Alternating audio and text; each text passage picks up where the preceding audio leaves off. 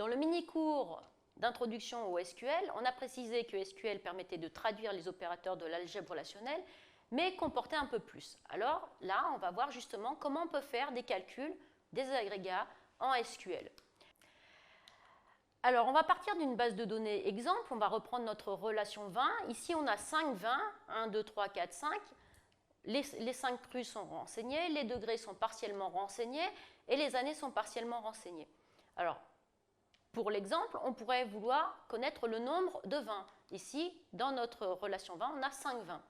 Le nombre de crus. Et en fait, quand l'utilisateur demande ça, il demande le nombre de crus différents. Il ne veut pas qu'on lui dise qu'il y a 5 fois des valeurs de crus, mais il veut bien qu'on lui dise qu'il y a 2 crus différents. En fait, c'est Pomard et Tavel.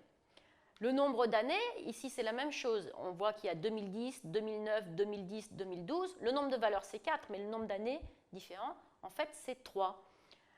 On pourrait calculer aussi un degré moyen. En l'occurrence, c'est 12. Un degré min, c'est 11. Un degré max, c'est 13. Donc voilà, pour illustrer le type de calcul que l'on veut faire. C'est comme quand vous avez tout en bas de votre tableur préféré des fonctions de calcul. Donc à partir d'un ensemble de valeurs, d'une colonne, on obtient une valeur unique, une sorte de statistique sur la colonne. Alors en SQL, on a 5 fonctions agrégats, count, sum, min, max et average qui fait la moyenne. Donc ça s'applique bien à l'ensemble des valeurs d'un attribut d'une relation et ça produit cette valeur unique. Alors, on verra plus tard qu'on a des requêtes avec partitionnement. Pour l'instant, ces agrégats se mettent dans le select. On ne met que des agrégats dans le select, on ne mélange pas avec des attributs directement de la base de données, comme dans les angles select num, virgule, average de degré from 20. Ça, il ne faut pas le faire pour l'instant, tant qu'on n'a pas vu le cours sur le partitionnement. Ces agrégats, ils se positionnent toujours dans le select, jamais directement dans le where. On n'aura jamais d'agrégat dans le where. Et effectivement, si d'aventure on voulait mélanger des attributs et des agrégats, de manière évidente, le SGBD ne peut pas produire de résultat, puisque l'agrégat produit une valeur unique et l'attribut, lui, est une liste de valeurs. Donc on n'obtient pas un tableau. Alors on va voir un certain nombre de requêtes. Si par exemple je veux avoir la moyenne des degrés de tous les 20, il suffit qu'à partir de ma requête select from 20, je demande dans le select la moyenne des degrés des 20. Effectivement, l'expression, elle est directe. Ça peut se faire sur une relation stockée, comme sur cette requête, mais ça peut se faire sur une relation qui est construite le temps de la requête. Si je veux la quantité totale commandée par le client de NumBack, je peux construire par jointure et par restriction les commandes du client de NumBack et demander la somme des quantités. Donc on peut très bien appliquer un agrégat sur une relation construite le temps de l'exécution de la requête. Si je veux compter les nombres de crus différents, en écrivant select count cru from 20, je vais avoir le nombre de crus, le nombre de fois où il y a une valeur dans cru. Ce n'est pas la demande de l'utilisateur. Il faut bien penser à utiliser le bon compte qui est le count distinct cru. Combien j'ai de valeurs de crus différentes. Et puis, j'ai une petite optimisation. Si je veux connaître le nombre de 20, c'est-à-dire le nombre de tuples qu'il y a dans la relation 20, on a le select count. On pourrait écrire select count num, mais de façon optimisée, il faut écrire select count étoile.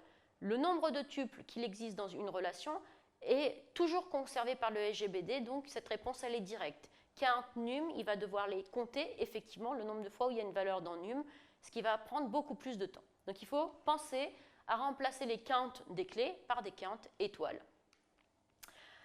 Alors on peut voir qu'on peut quand même imbriquer ces requêtes dans d'autres requêtes. Si je veux connaître les 20 dont le degré est supérieur à la moyenne, je peux mettre ce calcul de moyenne de degré dans une sous-requête, dans une clause where. Mais l'agrégat n'est pas directement positionné dans la clause where, il est dans la sous-requête, dans la clause where. Et puis on a des choses tout à fait intéressantes sur le fonctionnement déclaratif des requêtes.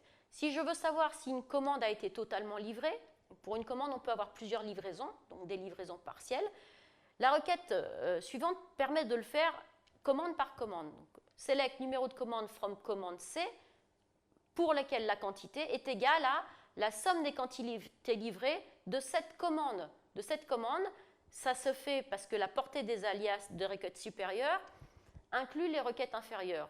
L'alias commande C est visible de la sous-requête où on traite les livraisons.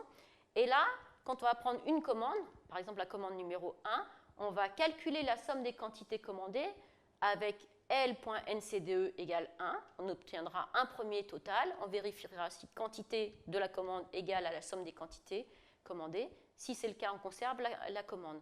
On passe à la commande suivante. On recalcule le sous-total pour cette nouvelle commande et ainsi de suite. Donc vous voyez comment une requête déclarative, dont on énonce typiquement toutes les propriétés, a en fait un comportement procédural et sera bien évidemment géré de manière procédurale, mais là par le HEBD qui s'occupe de cette traduction, qui s'occupe de cette traduction.